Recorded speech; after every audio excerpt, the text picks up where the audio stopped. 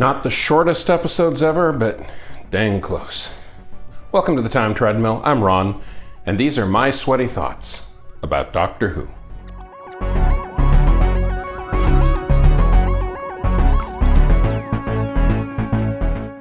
Well, episode 1 of Meglos ran just shy of 25 full minutes, which is normal.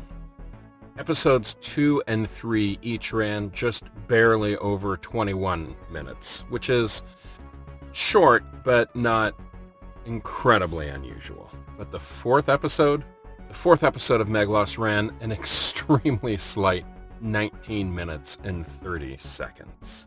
That is extremely rare for an episode to run that short. Now, that doesn't quite set the record for the all-time shortest episode. The very shortest individual regular episode of Doctor Who ever was episode 5 of The Mind Robber, which ran just barely 18 minutes.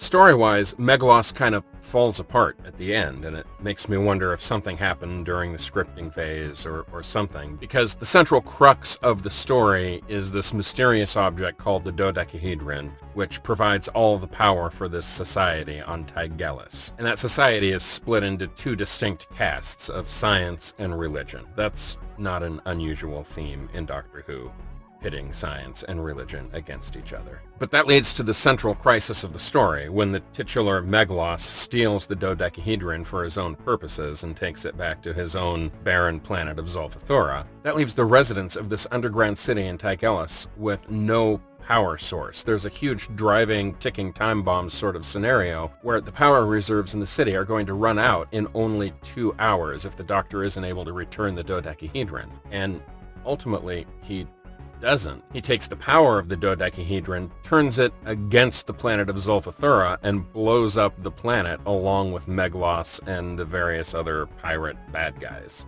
And the last thing we see on Tygelis is the dwellers of the underground city coming up to live on the surface for the first time in generations. A planetary surface that is filled with aggressive carnivorous plants. They basically have no way to survive, but they all seem very happy to have lived through the experience. And weirdly, the leader of the religious cult is shot dead towards the end of the fourth episode by a dying science soldier, which basically cuts off the religious faction at the head, and nothing is ever done to deal with that. It's all of these really interesting ideas early on in the story, and it came to the climax, and it felt like the writers just never quite figured out how to pull it all together, other than to blow up the bad guy and hope you won't notice all of the other dangling plot threads. So, very, very strange episode, and quite literally undercooked.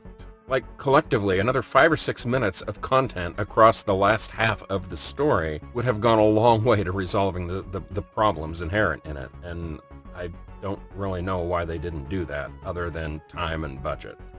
I would be curious to read more about it.